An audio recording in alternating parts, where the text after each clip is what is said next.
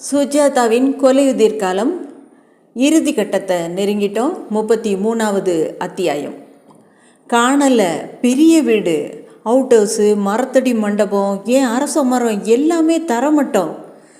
கணேஷும் வசந்தும் வியந்தார்கள். யார் வேணும்? வசந்த் புதியவனை நோக்கினான். தொப்பி, பைய நிறைய காகிதம், ப்ளூ பிரிண்ட்டு. சத்தியமாக இவன் கான்ட்ராக்டர். யாரும் வேண்டாம், இங்கே ஒரு மண்டபம் இருந்ததே, அதான் வேணும். அதை எங்கே வெட்டி வச்சுருக்கீங்க? நீங்கள் யார்? தொல்பொருள் ஆராய்ச்சியிலேருந்து வரோம். இல்லைங்க, நாங்கள் இந்த பண்ண சொந்தக்காரங்களுடைய லாயரு. ஏன் அதுக்குள்ளே இடித்து தள்ளிட்டீங்க? இதுவே லேட்டுன்னு சத்தம் போடுறாரு முதலாளி. முதலாளி யார்? பாம்பேக்கார சேட்டு, குத்தகைக்கு எடுத்திருக்காரு. ஜூலை முடித்து அஸ்திவாரம் போட்டு கம்பெனி தொடங்கி ஆகணும். மெஷின் எல்லாம் வந்து மெட்ராஸில் கிடக்குதான். போலீஸ்காரங்களை கேட்காம நீங்கள் எப்படி இடிக்கலாம் என்றான் வசந்த். யார் சொன்னது?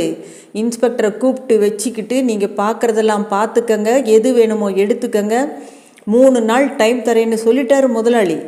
அப்புறம் இதை இடிக்கிறப்ப அவங்களும் தான் கூட இருந்தாங்கல்ல. சரி, இந்த மண்டபத்தை இடிக்கிறப்ப ஏதாவது அகப்பட்டுதா?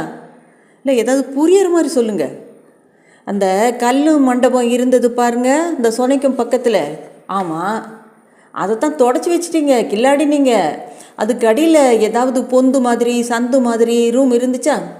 இல்லைங்களே, பார்க்கலிங்களே. நீங்கள் எப்படி இதை இடிச்சிங்க என்றான் கணேஷ்.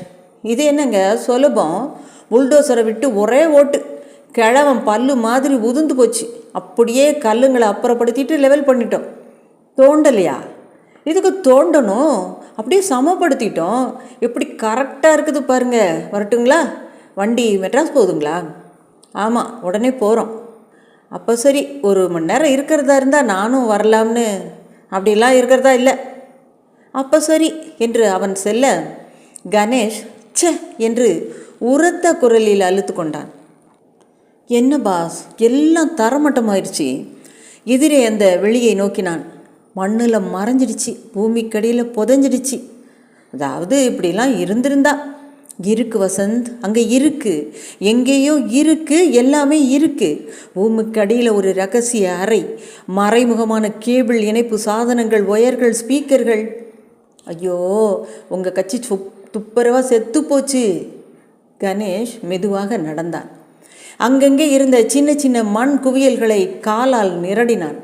பாம்பு தேள் இருக்க போது, ஜாக்கிரதை. நீ ஏன் கவலைப்படுற? நான் கட்டிப்பட்டு சாகுறேன். பாஸ், ரொம்ப வெறுப்பில் இருக்கீங்க போல இருக்கு. கணேஷ் அந்த குப்பையிலிருந்து 1 அடி நீளத்திற்கு ஒயர் ஒன்றை உருவினான். அதை கவனித்து பார்த்தான். விஞ்ஞானம் கடைசியில் இந்த கதிக்கு வந்துருச்சு. 1 அடி பிவிசி ஒயர். கணேஷ் எரிச்சலுடன் அதை அவன் மேல் எறிந்தான். காரை வசந்த் சீராக 8 கிலோமீட்டரில் ஓட்டி கொண்டிருந்தான். கணேஷ் மௌனமாகவே வந்தான். மாலை 3:30 மணிக்குள் இருவரும் சென்னை திரும்பிவிட்டார்கள். காரை தம்புச்செட்டி ஆஃபீஸில் நிறுத்தினான். இனி என்ன பாஸ், கதை முடிஞ்சு போச்சு. விஞ்ஞானமாக இருக்குன்னு ரொம்ப மெனக்கட்டிங்க. ப்ரூஃபு எல்லாம் தரமட்டம் ஆயிடுச்சு. நம்ம கட்சிக்கு ப்ரூஃபே தேவையில்லை, எல்லாம் எழுதி வச்சிருக்கு. ஒரே ஒரு ஒயர் என்றான் கணேஷ். எந்த கட்சி கேடு கெட்டு போனால் என்ன? ஏற்கனவே நம்ம கட்சிக்காரங்க கூச்சல் போடுறாங்க. என்ன வக்கீல் தம்பி வாய்தாலாம் விட்டுட்டு ஊரா டூர் போகிறாருன்னு. 2 கொலை நடந்திருக்கு வசந்த். அதை பற்றி போலீஸ்னால் கவலைப்படணும். கண்டுபிடிச்சா நமக்கு தகவல் சொல்லட்டும். வசந்த், இன்னும் ஒரே ஒரு விஷயம், ஒரே ஒரு தகவல். இதுதான் லாஸ்ட்டு. இதுக்கப்புறம் இந்த கேஸு பக்கமே நம்ம தலை வச்சு படுக்க வேண்டாம். நாசமாக போச்சு. என்ன? அந்த வைட் லைட்டு ஹோலோகிராஃபின்னு ஒரு புஸ்தகம் பார்த்தோமே இல்லை, அது மறுபடியும் எனக்கு ஒரு முறை படிக்கணும். ஐயோ ஐயோ, இன்னும் விஞ்ஞானத்தை கட்டிட்டு அழறீங்களா? ஒரே ஒரு குறிப்பு வசந்த், வெரி லாஸ்ட். சரி, புஸ்தகத்தை திருப்பி கொடுத்துட்டிங்களா? ஆமாம். சரி, மறுபடியும் எடுத்துகிட்டு வர்றேன், விட மாட்டீங்க. அதுக்கு முன்னாலே ஒரு சின்ன காரியம் இருக்குது. என்ன? இன்றைக்கி தேதி 24, நாளைக்கு ஒரு கல்யாணம் இருக்குது. தீபக், லீனா. ஓ, மறந்தே போயிட்டேன். அவர்களின் திருமணத்துக்கு போய் வந்தார்கள். அன்றே மணமக்கள் ஊட்டிக்கு புறப்பட்டார்கள். மறுதினம் மாலை கணேஷ் அறையில் தனியாக உட்கார்ந்து யோசித்து கொண்டிருந்தான். எல்லாமே நடக்கலையா? என்ன அந்த பண்ணை தரைமட்டமாகி விட்டது, முக்கிய நடிகர்கள் ஊட்டிக்கு போயிட்டாங்க, போலீஸ் முடங்கி விட்டது. அப்போ கணேஷ் ஒருத்த மட்டும்தான் என்னமோ வெற்று பார்வை பார்த்து கொண்டிருக்கிறானா? என்ன ஒரு வினோத நாடகம்! வசந்த் சொல்வது போல இவ்வளவுதானா? இனிமேல் ஒன்றுமே கிடையாதா? ஒருவேளை பேய் கட்சி தான் நிஜம் போல் இருக்கிறது? அதை குறை கூற சந்தேகிக்க என்கிட்ட என்ன நிரூபணம் இருக்கிறது? நான் சொல்கிறது எல்லாமே வெறும் சாத்தியக்கூறுகள் தானே. இப்படி நடந்திருக்கலாம், அப்படி நடந்திருக்கலாம் என்று ஆணித்தரமாக நிரூபிக்க என்னிடம் ஒன்றுமே இல்லையே. அந்த கையை கூட ஏதோ ஒரு ஆசாமி ஒருவேளை புத்திரவதியால் செலுத்தப்பட்டவனோ என்னவோ. ச்சே, ஒரே குழப்பம். வெளியே சற்று அவசரமாக கார் கதவு சாத்தப்படும் சப்தம் கேட்டது. வசந்த் அத்தனை வேகமாக சாத்த மாட்டான். இது வசந்த் அல்ல, பின்ன யாரு? வசந்த் தான். ஏன் இத்தனை அவசரமாக வரான்?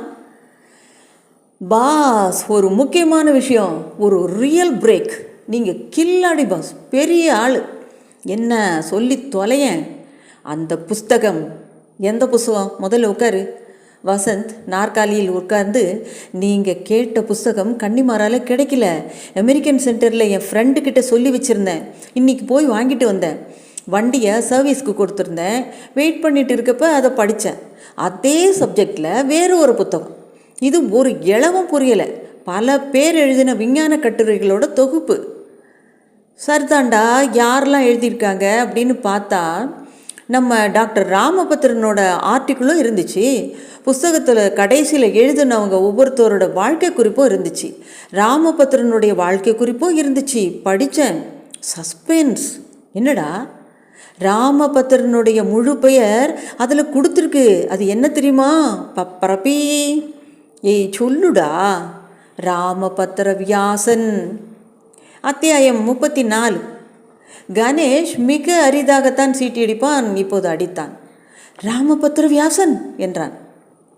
கேஸு இளையராஜாவோட 2வது சரணம் மாதிரி புது பாதையில் பாஞ்சிடுச்சு பாஸ். சே, இதை நான் முன்னாடியே யூகிச்சிருக்க முடியும் வசந்த். முடியவே முடியாது, எவ்வளோனாலையும் முடியாது. அப்படி இல்லைடா, ராமபத்திரன் தான் நம்மால் தனிப்பட்டு சந்தேகிச்சிருக்க முடியாது, ஒத்துக்கிறேன். ஆனால் மூல காரணம் மற்றொரு வியாசன்கிற முடிவுக்கு நாம் நிச்சயமாக வந்திருக்க முடியும். எப்படி? Lateral thinking Vasanth. ஒரு கட்டடத்தில் 10வது மாடியில் ஒருத்தனுக்கு ஆஃபீஸ் இருக்குது. தினம் தனியாக லிஃப்ட்டில் போகிறான். ஆனால் தினமும் 8வது மாடியிலே இறங்கி பாக்கி 2 படியேறி போகிறான். ஏன்னு கேட்டால் என்ன காரணம் சொல்லுவேன்? அவனுக்கு உடற்பயிற்சி தேவையோ என்னவோ? இல்லை, அவன் கொஞ்சம் குள்ளம். 10வது மாடிக்கு உண்டான பட்டன் அவனுக்கு எட்டலை. அதுதான் லேட்டரல் திங்கிங். இந்த மாதிரி நம்ம கேஸ்லையும் யோசித்து பார்த்துருந்தா ராமபத்திரனை வேறு ரூட்டில் போய் பிடிச்சிருக்கலாம். குமாரவியாசனுக்கு உதவி செய்கிறது ஒரு எக்ஸுன்னு வச்சுக்கிட்டோம் இல்லையா? அது சரிதான். அந்த எக்ஸு குமாரவியாசனுடன் சண்டை போட்டுக்கிட்டதுனால தான் அவரை கொண்டுட்டான்னு நாம் யூகிச்சது தப்பு. காரணம் இன்னும் கொஞ்சம் அழுத்தமானது. பார்ட்னர்ஷிப் தகராறு கிடையாது. பேராசை, சொத்து. லீனா முதல் வாரிசு. அவளுக்கு வரலைன்னா குமாரவியாசனுக்கு போகும். அவரும் இல்லைனா சொத்து யாருக்கு போகுங்கிறத நம்ம கொஞ்சம் தோண்டி பார்த்து விசாரிச்சிருந்தா ராமபத்திர வியாசனுக்கு நம்ம நிச்சயம் வந்திருப்போண்டா. பாதை திரும்பிட்டோம். எனக்கு கூட லீனாவோட கொள்ளுத்தாத்தாலேருந்து தொடங்கி ஃபேமிலி ட்ரீயை கம்ப்ளீட்டாக ட்ரேஸ் பண்ணலான்ட்டு ஒரு சின்ன உத்தேசம் இருந்துச்சு பாஸ். ஆமாம், அதை இப்போ சொல்லு. செய்யலையே. செஞ்சிருந்தா அடுத்த வாரிசு ராமபத்திரன்னு கண்டுபிடிச்சிருக்கலாமே. அதுதான் அவர் அந்த லேசர் பிம்பங்கள்லாம் விஞ்ஞானப்படி சாத்தியமே இல்லைன்னு நம்மக்கிட்ட அடித்து சொல்லிவிட்டாரோ. நாம் விசாரிக்கிறோன்னதும் உஷாராயிட்டாருடா. அப்போ கிருஷ்ணமூர்த்தி புஸ்தகத்தில் எழுதியிருந்தது எல்லாம் கதை தான். ஆனால் ராமபத்திரனும் குமாரவியாசனும் நடத்தின அந்த ஹோலோகிராம் நாடகத்துக்கு மூல கதை அதுதான்.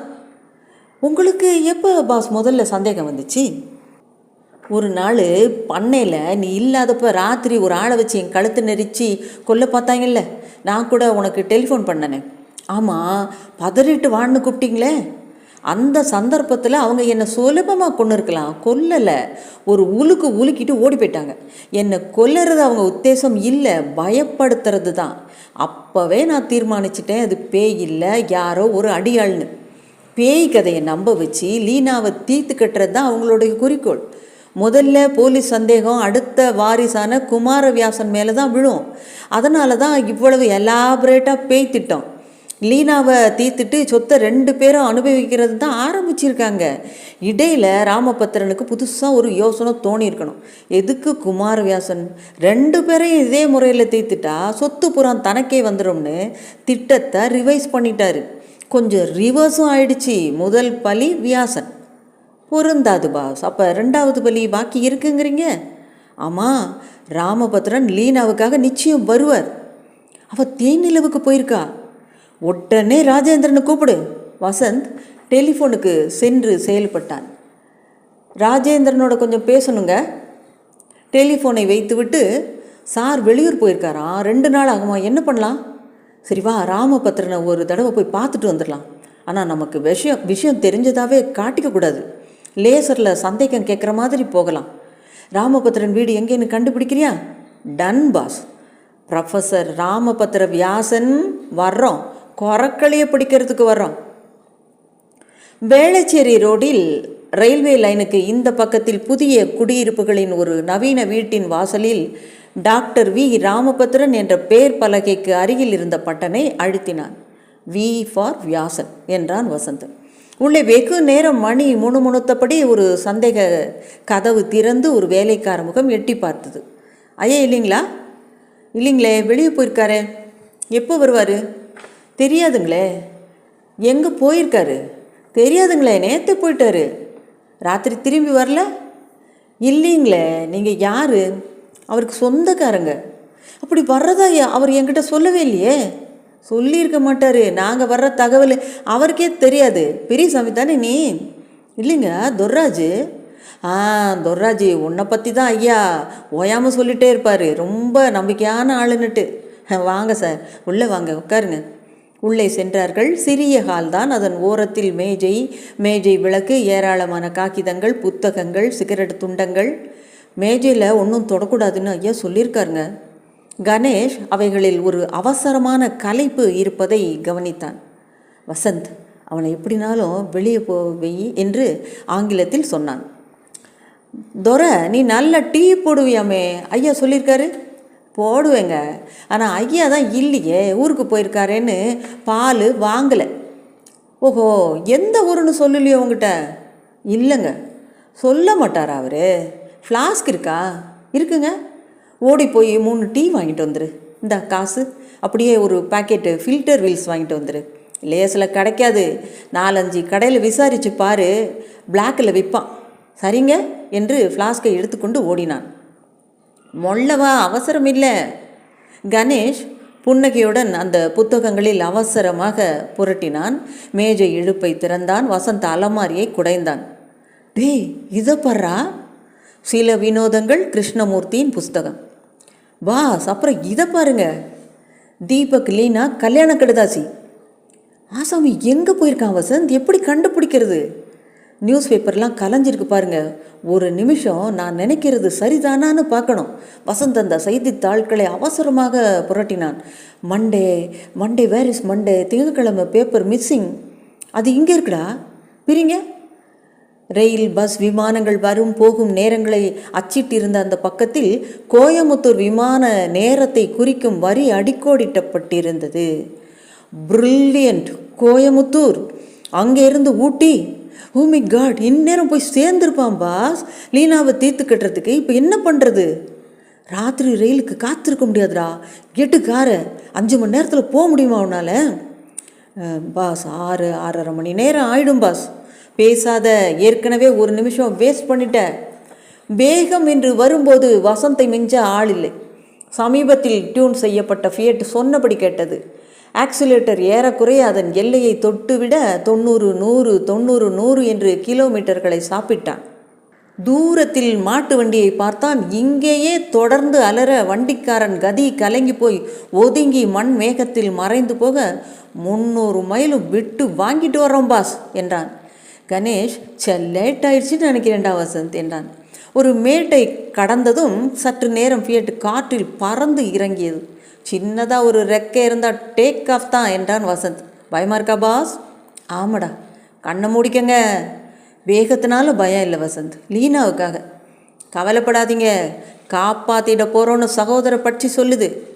ராமபுத்திரன் தான் அந்த கையை அனாட்டமி லேபில் வாங்கிட்டு வந்து நைஸாக நம்ம ரூமில் வச்சு அந்த ஃபேனில் வச்சுட்டு போயிருக்கணும்டா.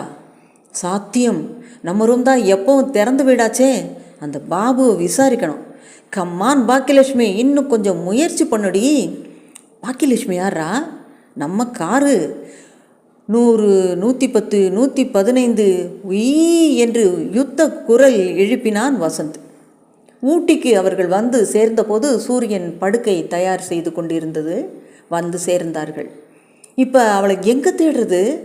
முதல்ல அந்த தாசப்பிரகாஷில் கேட்கலாம். இங்கே மிஸ்டர் அண்ட் மிஸ்ஸஸ் தீபக் இருந்தாங்களா? கொஞ்சம் பாருங்கள். அவன் லெட்ஜரை பார்த்து விட்டு, இல்லை இங்கே இல்லை, நீங்கள் கிளாக்ஸில் வேணால் கேட்டு பாருங்கள். ஏமாற்றத்துடன் வெளியே வந்தார்கள். ஒவ்வொரு ஹோட்டலாக கேட்டுகிட்டே போகலாம்பா, இதை விட வேறு வழி இருக்கிறதா தெரியல. We are losing time Vasanth. இப்படியே ஏரி கரை ஓட்டிட்டு போகலாம்.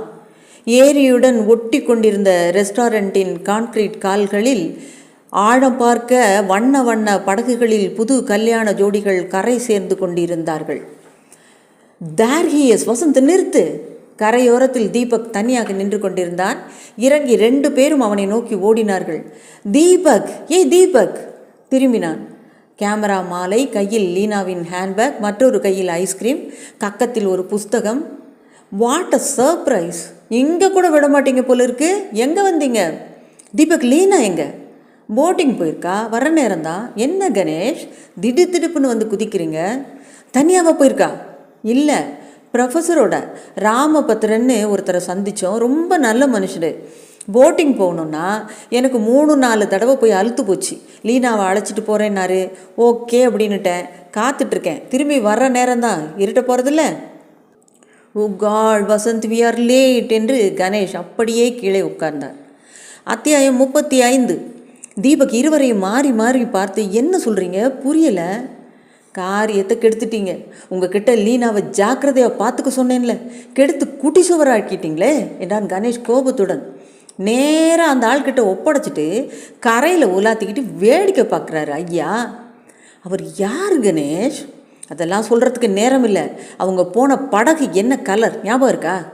சிவப்பு, ரத்த சிவப்பு. நல்ல சகுனம். மரியாதை மேலே பேர் எழுதியிருந்துச்சு. வா வசந்த், தீபக்கு வாங்க நீங்களும். கணேஷ் சர என்று ஏரி விளிம்புக்கு சரி அவர்கள் அவனை பின்பற்றினார்கள். அங்கே விசை படகை தொழுவத்தில் கட்டி கொண்டிருந்தவரை அணுகி, அர்ஜென்ட்டாக படகு வேணும் பிரதர். இருட்ட போகுதுங்க, டைம் ஆச்சுங்க, நான் வீட்டுக்கு போனோம். இது என்னங்க, 100 ரூபாய் நோட்டுங்க, படகை எடுங்க. அவன் துடிப்புடன் படகில் வால் பக்கம் சென்றுவிட்டு மோட்டாரை கிளப்பத் தொடங்கினான். வசந்த், சீக்கிரம், கமான். படகு உயிர் பெற்று தொடர்ந்து படப்படத்து கணேஷ், வசந்த், தீபக் 3 பேரும் அதில் பாய ஆடி ஆடி ஓடியது. சுற்றிலும் இருந்த மற்ற படகுகளின் ஊடே அந்த விசை படகு செல்ல புறப்பட, எந்த பக்கங்க அதை சொல்ல முடியாதுப்பா. ஏரி முழுக்க சிவப்பாக ஒரு படகை தேடி ஆகணும். சரிங்க, முதல்ல அப்படியே காத்தாட போகிறேன். கரையோரமாகவே போகலாமா? இல்லையா, கொஞ்சம் நடுவாந்தரமாகவே போயிட்டுரு. பட என்று அவர்கள் இருதயமும் படகின் விசையும் அடித்து கொள்ள கரு நீல பரப்பில் வெண் சிறகு வரைந்து கொண்டு சென்றார்கள். அந்த ஆள் யார் கணேஷ்? லீனாவை கொல்ல வந்தவர் என்றார் சுருக்கமாக. என்ன சொல்கிறீங்க? அவர் பெரிய ப்ரொஃபஸர், அமெரிக்காலாம் போயிருக்கிறதா சொன்னார். பேசி பழகிறதுக்கு ஜென்டில்மனாக தான் இருந்தார். ப்ரொஃபஸர் ராமபத்திர வியாசன். பிரதர், இவ்வளவு தான் வேகமாக போகுமா படகு? என்ன போடுறீங்க? கிருஷ்ணா இல்லா, நீங்கள் தானே தேடணும். நீங்கள் சிவப்பாக படகு எங்கேயாவது தெரியுதான்னு கண்ணை விரிச்சிட்டு போங்க. இருட்டு வேற கப்பிட்டு இருக்குது. ராமபத்திர வியாசனா? ஆமாம், குமார வியாசன். இவங்களுக்கு லீனா, இவங்களுக்கு இல்லைன்னா அந்த சொத்து அடுத்த வாரிசு. லீனாவை அனுப்பிட்டு டாட்டா காட்டிகிட்ருக்கீங்க. ஐயோ, நான் என்ன பண்ணுறது? இந்த ஏரி பரப்பு முழுவதும் கருநீல சில்கு போல அசைய, லீனா என்று தீபக் கத்தினான். சான்ஸே இல்லை, கூவாதீங்க. Stupid, very stupid. நான் அதோ தூரத்தில் ஒரு சின்ன சிவப்பு தீற்றல் போட் மாதிரி தான் தெரியுது. பிரதர், சீக்கிரமாக போங்க. மெதுவாக அதை அணுக கணேஷின் பதற்றம் அதிகரித்தது.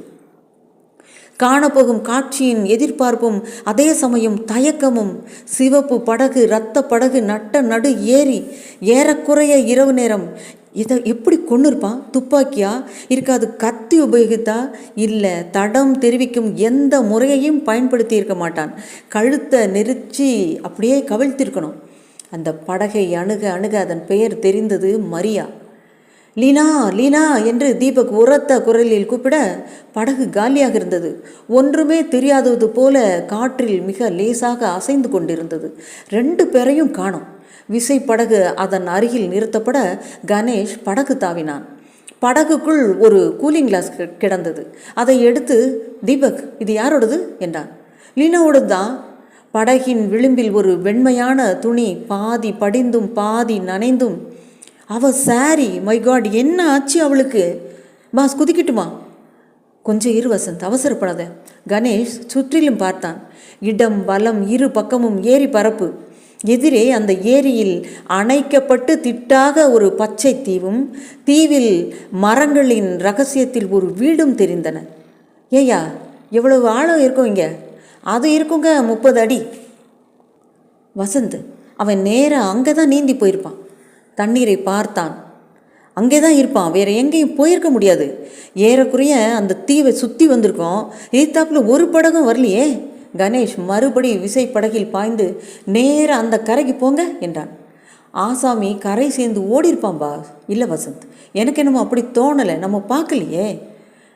படகு அந்த தீவின் கரையை தொட்டதுமே வசந்த் பாய்ந்து இறங்கினான். என்னங்க, அப்போ நான் போயிடலாங்களா என்றான். இல்லைப்பா, நீயும் எங்கள் கூட வா, கொஞ்சம் ஆள் பலம் தேவையாக இருக்குது. பாஸ், இங்கே பாருங்கள், காலடி சுவடுகள். அந்த ஈர மண்ணில் கால் பதிந்திருந்தது தெரிந்தது. இந்த வழியாக தான் வந்திருக்கணும்.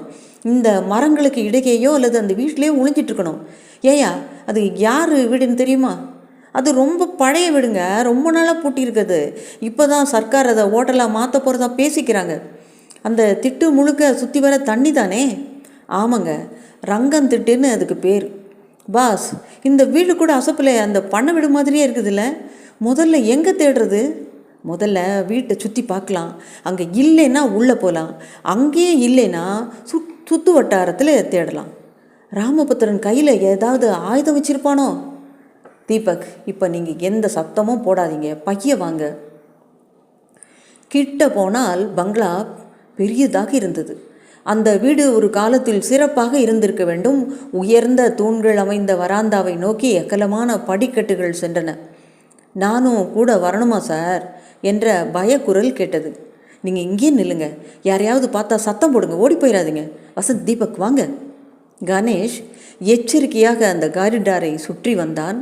இலை அசங்காத மௌனத்தில் மின்சாரம் கலந்திருந்தது. நடக்கும் சப்தம் கூட உறுத்தியது. மூளை திரும்பும் முன் சக்கென்று சப்தம் கேட்டது. கணேஷ் சைகை மூலம் மற்றவர்களை நிறுத்தி மெல்ல, மிக மெல்ல அந்த திருப்பத்தை அணுகி எட்டி பார்த்து திடுக்கிட்டான். லீனா தன் பாவாடை நுனியை பிழிந்து கொண்டிருந்தாள். சர்வமும் நனைந்து தலைமயிர் திரி திரியாகி நீர் கொட்டி கொண்டிருக்க, லீனா என்னாச்சு? திடுக்கிட்டு யாரது என்று திரும்பினாள். நான் தான் கணேஷ், எல்லாரும் வந்திருக்கோம், பயப்படாத. ஓ கணேஷ்! லீனா அழுது கொண்டே ஓடி வந்தாள். தீபக் அதற்குள் வந்து அவளை வாங்கி கொண்டு அணைத்து கொண்டு, பயப்படாத டார்லிங், வந்துட்டோம். லீனா, என்ன நடந்துச்சு சொல்லு. எங்கே அந்த ஆள் உன் கூட படகுல வந்தவர்? அவர் தண்ணியில் என்ன செஞ்சார்? லீனா அடிக்கடி விசித்து கொண்டு மெல்ல சொன்னாள். படகில் போயிட்டே இருந்தோமா, திடீர்னு ஒரேடியாக ஆட ஆரம்பிச்சிருச்சு. நான் வேடிக்கை பார்த்துட்டே இருந்தேன். இப்போ என்ன இப்படி ஆடுதுன்னு திரும்பி பார்த்தா இந்த ப்ரொஃபஸர் நின்றுக்கிட்டு தடுமாறுறார். என் மேலே அப்படியே விழுந்துட்டார். படகை சமாளிக்க முடியாமல் ஒரேடியாக ஆடுது. நான் அவரை பிடிக்க, அவர் என்ன பிடிக்க, 2 பேருமே தண்ணியில் விழுந்துட்டோம். அப்புறம் என்னாச்சு, ப்ரொஃபஸர் என்னை விடாமல் உடும்பு பிடியாக பிடிச்சிக்கிட்டார். ஒரே ஆழம். நானும் தத்தளிக்கிறேன். நீந்தலாம்னா இவர் விடமாட்டேங்கிறாரு, இறுக்க பிடிச்சிட்டு இருக்கிறாரு. என்ன பாவம், பயந்துட்டார் போல இருக்கு. அப்போ தான் கணேஷ் எனக்கு எங்கிருந்து தான் இத்தனை பலம் வந்ததோ அப்படியே பிசாசு மாதிரி அவரை உலுக்கி உதறி நகத்தால் கிழிச்சி முதல்ல அவர் பிடியிலேருந்து என்னை பிரிச்சுக்கிட்டேன். அவருக்கு நீந்த தெரியாது போல இருக்கு. மூக்கு வாயெல்லாம் தண்ணி, உள்ளே போயிட்டார். நான் படன்னு நீந்தி கரை சேர்ந்துட்டேன். அவர் பாவம் கணேஷ் தண்ணி கடியில் அப்படியே போயிட்டார். லீனா, அவர் தான் உன்னை தள்ளுனாரா முதல்ல? அப்படி சொல்ல முடியல. அதனால் பேலன்ஸ் தப்பி போச்சுன்னு தான் சொல்லணும். சரியாக தெரியல. ஆனால் படகு முழுகலை, அங்கே தான் இருக்குது. கரைக்கு வந்து ப்ரொஃபஸர்னு கூப்பிட்டு பார்த்தேன், பதிலே இல்லை. ஐயோ பாவம். கணேஷ் திரும்பி வசந்தை பார்த்தான். சரி ரொம்ப தான் நனைஞ்சிருக்கீங்கன்னு தெரியுது தெளிவா. தீபக், சும்மா பார்த்துக்கிட்டு இருக்கிறதுக்கு கேவலம் சட்டையாவது கழட்டி கொடுங்க என்றான் வசந்த். கணேஷ் வசந்திடம் தனியாக வந்தான். என்னப்பா சொல்கிறீங்க? ராமபத்திர வியாசன் இவளை தண்ணியில் மூழ்கடிச்சு சாகத்தாண்டா பார்த்துருக்காரு. எக்கச்சக்கமாக விழுந்திருக்காங்க. ஆச்சரியகரமாக இவ தப்பிச்சிட்டா. தீபக்கின் சட்டையை அணிந்து கொண்டு அவனை பனியனுடன் அணைத்து கொண்டு மூக்கை உறிஞ்சி கொண்டே வந்தாள் லீனா. பாவம் ப்ரொஃபஸர் என்ன ஆயிருப்பாருன்னு கவலையாக இருக்குது கணேஷ். முதல்ல வா, ஹோட்டலுக்கு திரும்பி போயிட்டு ப்ரொஃபஸரை தேடுறதுக்கு ஏற்பாடு பண்ணலாம். இருட்டி போச்சு பாரு. விசை படகில் நால்வரும் திரும்பும்போது தூரத்தில் எதிர்கரை விளக்குகள் நீரில் நடனமிட லீனாவின் அவுட்லைன் மட்டும் தெரிய அவள் அடிக்கடி மூக்கை உறிஞ்சுவது கேட்க கணேஷ் வியந்தான். பெண்ணே, நீ யார்? இரவு 8 மணி சுமாருக்கு அந்த நவீன ஓட்டலில் கணேஷ், வசந்த், தீபக், லீனா நால்வரும் உட்கார்ந்திருந்தார்கள். லீனா சால்வையை போர்த்தி கொண்டு கடும் சூடாக காஃபி சாப்பிட்டு கொண்டிருந்தாள். போலீஸ் வந்ததும் நடந்ததை விவரமாக சொல்லு. என்ன லீனா? சரி கணேஷ், இது ஒரு ஆக்சிடெண்ட் மாதிரி தானே? Are you sure Leena? Professor உன் கழுத்தில் கையை வச்சு அந்த குழப்பத்தில் எனக்கு என்ன நடந்ததுன்னே சரியாகவே தெரியல வசந்த். போலீஸ் என்னை அரெஸ்ட் பண்ணிடுவாங்களா? இல்லை, நிறைய கேள்வி கேட்பாங்க. நீ தயாராக பதில் சொல்லு. என்ன? சரி. லீனா கண்களில் துக்கத்துடன், ப்ரொஃபஸர் இந்நேரம் செத்து போயிருப்பார். நல்லா பழகினார், இனிமையாக பேசினார். விதியை பார்த்தீங்களா? பாடி கிடைச்சிருமா என்றாள். அது எங்கே போகிறது? காலங்காத்தாலே தெப்ப மாதிரி மிதந்து வரும். லீனா எழுந்து கண்ணாடி ஜன்னல்களின் அருகே போய் நின்றாள். சாத்தியிருந்த ஜன்னலின் நிழலில் மற்றொரு லீனா தெரிந்தாள். தீபக் அவள் அருகில் சென்று ஆறுதல் வார்த்தை சொல்லுவது தெரிந்தது. என்னப்பா சொல்கிறீங்க? நான் சொன்னபடி நடந்துருச்சு பாரா. ராமபத்திர வியாசன் விஞ்ஞானி, 3வது வாரிசு. தந்திர காட்சிகளை ஏற்படுத்தி சொத்துக்கு போட்டிக்கார வாரிசுகள் 2 பேரையும் கொல்ல திட்டம் போட்டு திறமையாக செயல்படுத்த முயற்சி பண்ணியிருக்காரு. லீனா கேஸில் ஒரு தப்பு கணக்கு பண்ணிட்டார். பொண்ணு தானே, மெலிசா இருப்பா, சட்டுன்னு தண்ணிக்குள்ளே முக்கி சாவடிச்சிடலான்னு நம்பி கூட்டிகிட்டு போயிருக்கார். படகு ஆட்டத்தினால பேலன்ஸ் தப்பி போய் 2 பேருமே தண்ணிக்குள்ளே விழுந்து கதை மாறி போயிடுச்சு. Poetic justice Vasanth. அவர் செஞ்ச கொலைக்கு தண்ணியில் தண்டனை கிடச்சிருச்சு. வசந்த் நிதானமாக, அப்போ எல்லாமே சயின்ஸ் தாங்கிறீங்களா? பின்ன உனக்கு இன்னுமாடா சந்தேகம்? இருக்கு பாஸ், இருக்கு. ராமபத்திர வியாசன், மற்றொரு வியாசன், எல்லா வியாசர்களையும் பழி வாங்கிறது புத்திரவதியோட குறிக்கோள். டேய் மறுபடி ஆரம்பிக்காதடா. எப்படி லீனாவுக்கு திடீர்னு அந்த அமானுஷ்ய பலம் வந்துச்சு? அவன் மேலே புத்திரவதி வந்ததால தானே? அட போடா, உயிருக்கு ஆபத்துங்கிற போது எல்லாருக்குமே அந்த பலம் வரும். உங்கள் கட்சியெலாம் எப்போவோ செத்து போச்சுடா, போடா. இல்லை பாஸ், கிருஷ்ணமூர்த்தியோட சில வினோதங்கள் புஸ்தகத்தில் இந்த சம்பவம் எழுதியிருக்கே. இதுக்கு என்ன சொல்கிறீங்க? என்ன எழுதியிருக்கு? ஆமாம் பாஸ், எனக்கு அந்த வரி நல்லா ஞாபகம் இருக்குது. ஒரு வியாசனை புத்திரவதி ஒரு பெண் வாரிசின் மேற் படர்ந்து நீரில் மூழ்கடித்து அவனை சாகடிப்பாள். இப்படியே எழுதியிருக்கு பாஸ். இப்போ சொல்லுங்க பாஸ், நடந்தது எல்லாம் விஞ்ஞானமா பைசாசமா? உன் தலை. முதல்ல அந்த புத்தகத்தை தூக்கி அந்த ஏரியில் ஏறி. தூரத்தில் லீனா அவர்கள் இருவரையும் பார்த்து வசீகரமாக சிரித்து கொண்டிருந்தாள். அத்தியாயம் முற்று பெற்றது. கேட்டுக்கொண்டிருந்த உங்கள் அனைவருக்கும் நன்றி. ராஜி ஸ்டோரிஸிலிருந்து உங்கள் நான். நன்றி, மிகவும் நன்றி.